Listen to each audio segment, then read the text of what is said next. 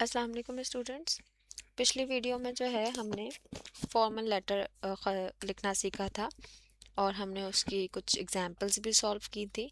तो अब इस वीडियो में हम जो है वो इनफॉर्मल लेटर देखेंगे। ठीक है, इनफॉर्मल लेटर में क्या क्या गलतियां होती हैं, किस तरह से हमें ओपनिंग करनी चाहिए, ये सब कुछ देखेंगे। सबसे पहले स्टार्ट करते हैं। ज़ाती ख़त कहते हैं ना, जिसे हम इनफॉर्मल लेटर कहते हैं।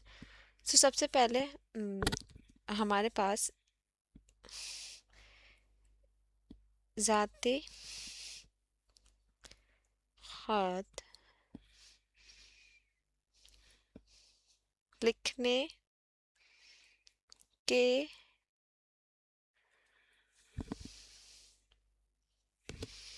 लिए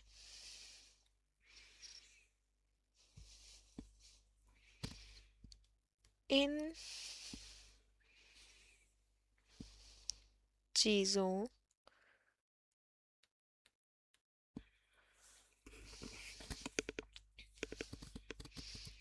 का ख्याल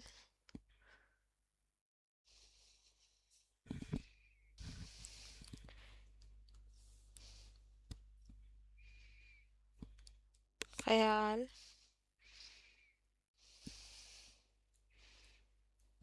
रखना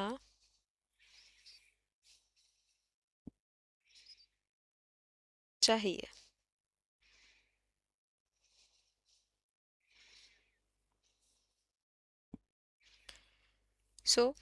नंबर 1 पे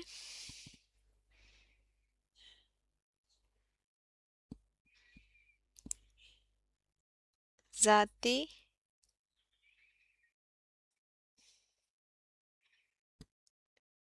अंदाज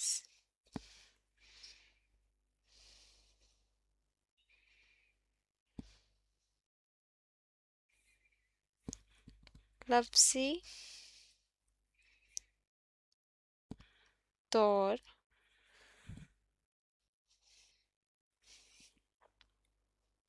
पर इन चीज़ों का इस्तेमाल करना चाहिए। जैसे कि हम जब भी कोई इनफॉर्मल लेटर लिख रहे होते हैं, तो हम किसी अपने दोस्त को लिख रहे होते हैं या अपने किसी रिश्तेदार को लिख रहे होते हैं, इस तरह से। तो हम जब भी इस तरह का इनफॉर्मल लेटर लिख रहे होते हैं, तो हमारा जो स्टार्ट करने का तरीका होता है वो होता है प्यारे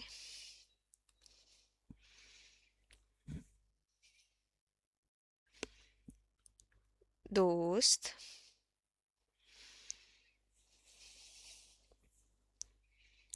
या फिर अजीज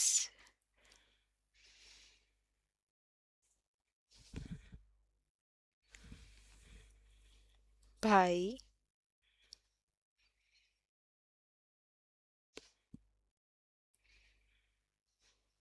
या बहन।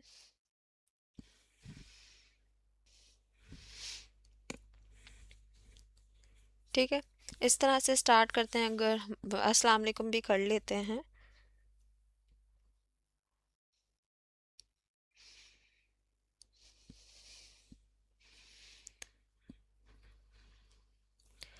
अच्छा, इनफॉर्मल में जब भी हम लिखते हैं तो हमारा जो अंदाज होता है वो बहुत दोस्ताना होता है, क्योंकि तो इसमें भी हमें इसी तरह से करना है। हमारा जो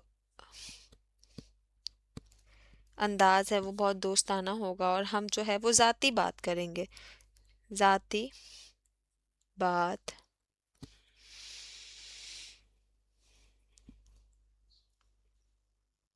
खैरियत पूछना,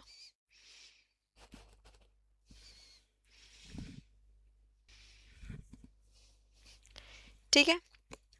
और दोस्ताना,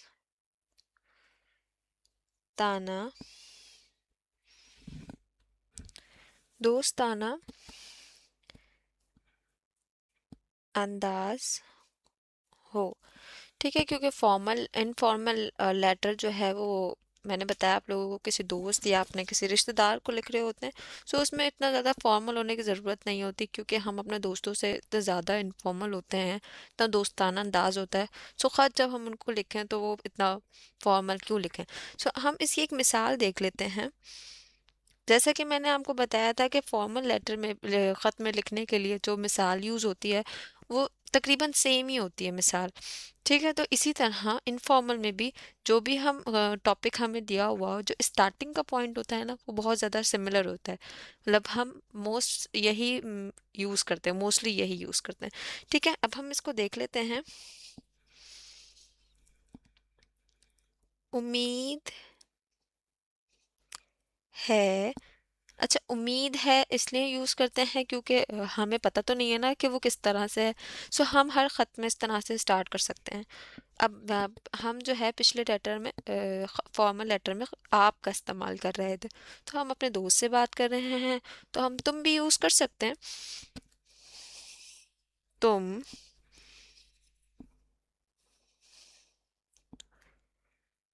खुश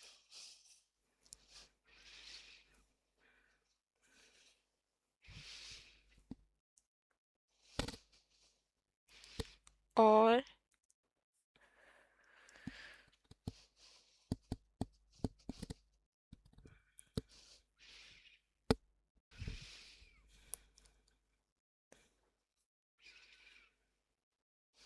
सेहतमंद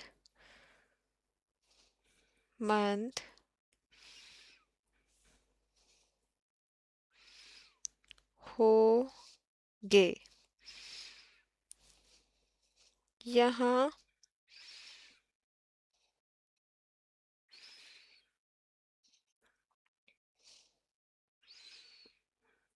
सब ठीक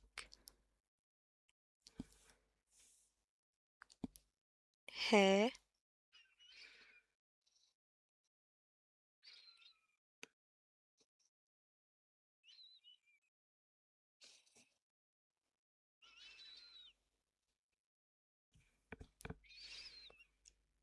मैं तुम्हें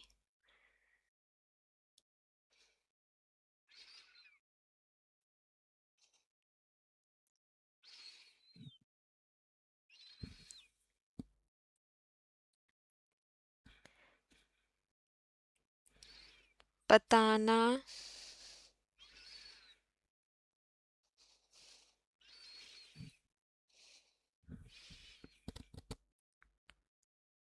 चाहती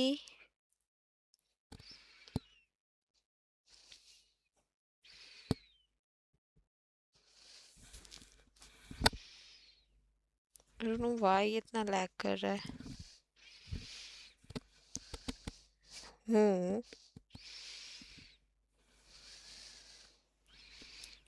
कि मैं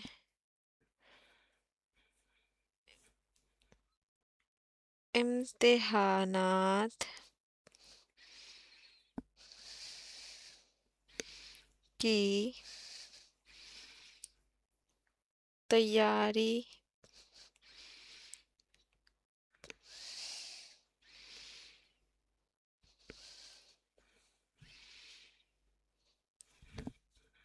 कर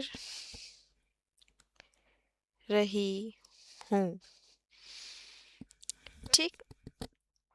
अब इस तरह का जो है एक एग्जाम्पल फॉर्मेट, हमें कोई भी टॉपिक दिया जाए, कुछ भी दिया जाए, तो हम इस तरह से यूज़ कर सकते हैं। जैसे कि हमने फॉर्मल में लिखा, अब हमें इंट्रोडक्शन पता चल गया कि हम इसी तरह का इंट्रोडक्शन हर इनफॉर्मल में लिख सकते हैं, यूज़ कर सकते हैं। स्टार्टिंग इसी तरह से होनी है सारे इनफॉर्मल लेटर्स की। सो ये हमारे लिए एक ईजी पॉइंट हो गया। अब हमें जो है नंबर 2 पे जिस्म यानी कि ख़त की बॉडी, या फिर हम इसको मेन कंटेंट कह सकते हैं, जो कि हमें जिस पे हमें ख़त लिखना है, ठीक है, वो लिख सकते हैं।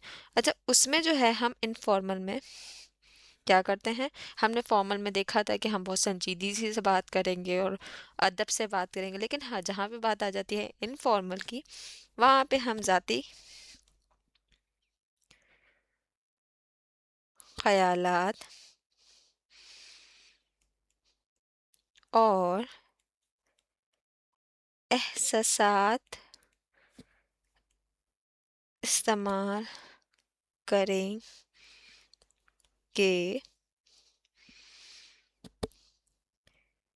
मिसालें, कहानियाँ या रोज़मर्रा की बात कर सकते हैं। दोस्ताना अंदाज और नर्म ज़बान।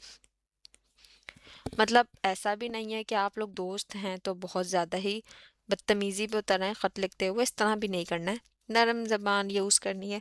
जैसे कि मैं आप लोगों को एक एग्ज़ाम्पल दे देती हूँ, मिसाल देख लेते हैं।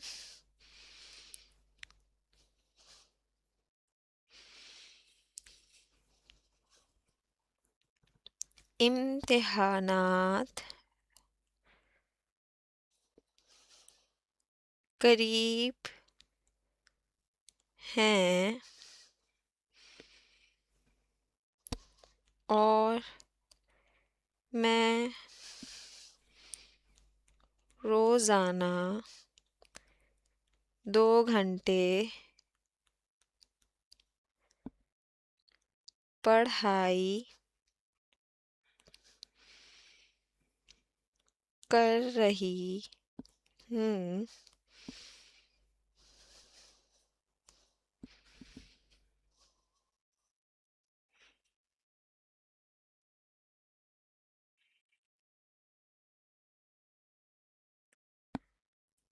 तुम भी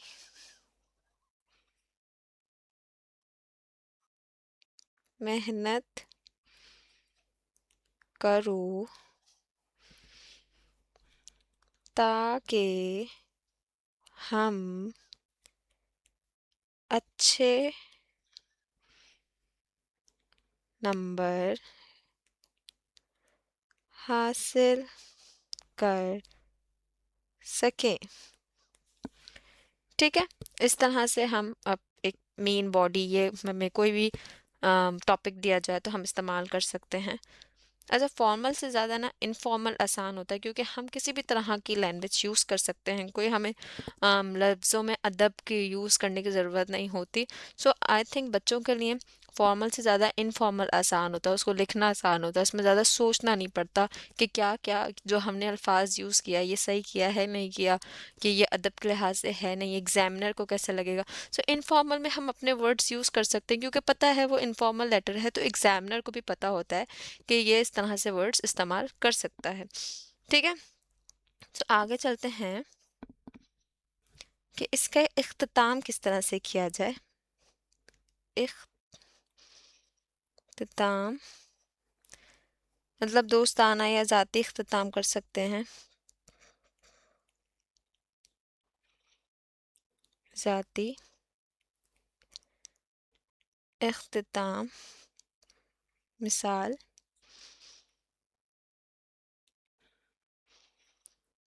तुम्हारा दोस्त, और कुछ भी लिख सकते हैं, तुम्हारी दोस्त या तुम्हारी कज़न, कुछ भी। ठीक है, इस तरह से हम इसका इख्तिताम कर सकते हैं। अली कर लेते हैं इधर, तुम्हारे दोस्त अली। ठीक, सो इनफॉर्मल हमारे लिए आसान होता है। ठीक है, अब हम इनफॉर्मल की जो है एक एग्जाम्पल कर लेते हैं, ताकि हमें पता चल जाए कि और किस तरह से एग्जाम्पल हम इनफॉर्मल की कर सकते हैं। अच्छा, ये एक एग्जाम्पल है। ज़ाती ख़त लिखें अपने दोस्त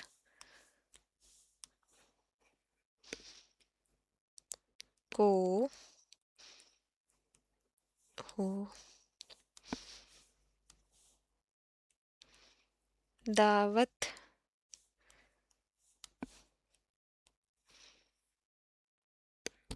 देने के लिए। ठीक है, अब ज़ाती ख़त लिखना है दोस्त को दावत देने के लिए। हमें पता है हमारे पेपर में जो ख़त लिखने के जो वर्ड्स आते हैं वो आते हैं 200 वर्ड्स पे। तो हमारी कोशिश होनी चाहिए कि 200 वर्ड्स के अंदर अंदर ही अपना ख़त एक अच्छे से अल्फाज यूज़ करके लिख सकें। ठीक है, तो स्टार्ट करते हैं। पैटर्न मैं लिख नहीं रही, हमने पास पेपर में भी सॉल्व किया, पहले भी सॉल्व किया, सो हम डायरेक्ट स्टार्ट करेंगे। प्यारे दोस्त लिख सकते हैं, या तो आप अपने दोस्त का नाम लिख सकते हैं। मैं यहाँ पे दोस्त इस्तेमाल कर रही हूँ, दोस्त। अस्सलामु अलैकुम।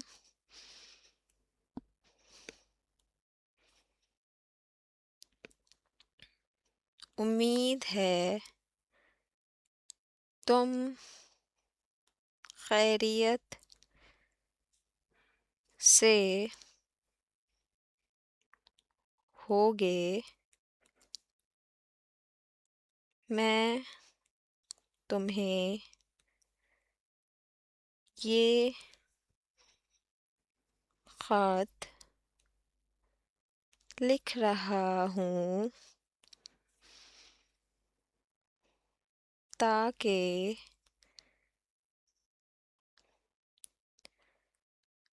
आने वाले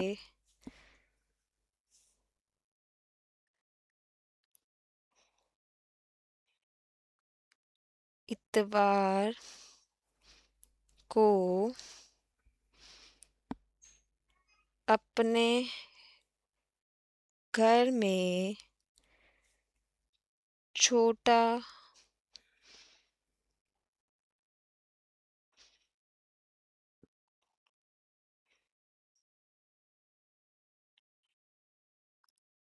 सा जश्न रखने की दावत दूं। हम ने इस दिन खाने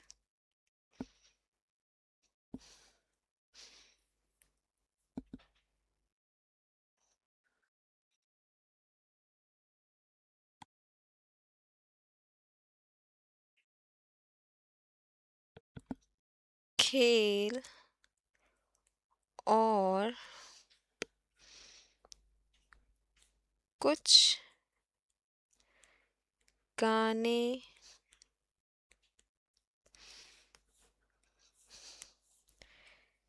बजाने का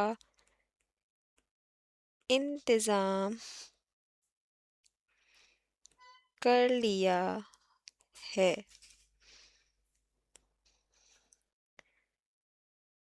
ये जश्न मोहल्ले के दोस्तों और रिश्तेदारों के लिए रखा गया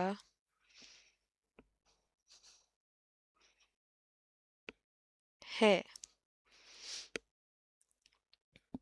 और तुम्हारे बगैर ये मुकम्मल नहीं होगा। मैंने तुम्हारे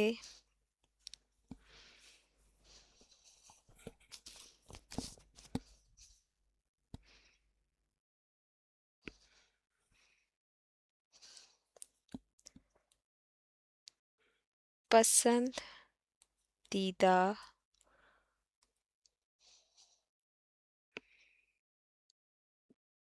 खाने का खास एहतमाम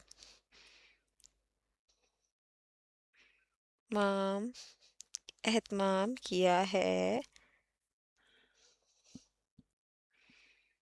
और उम्मीद है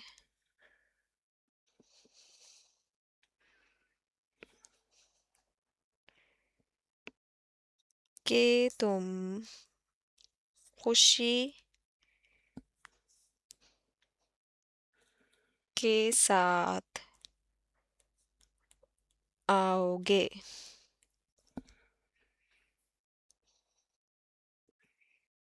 अब हमने मेन बॉडी भी लिख दी है। अब हम अपने ख़त का इख्तिताम करेंगे।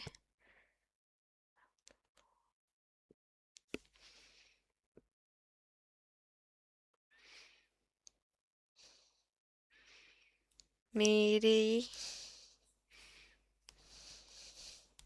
मेरे इस जश्न में ज़रूर आना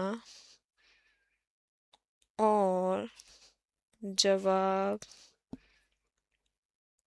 जल्द भेजना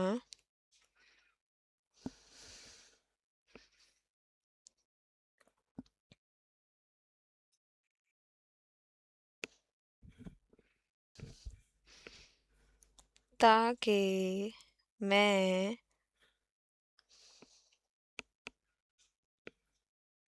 तुम्हारे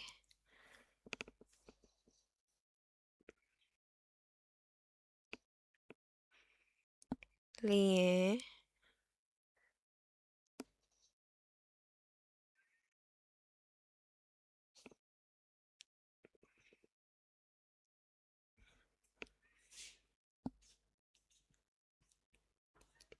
इंतज़ामात मुकम्मल कर सकूं।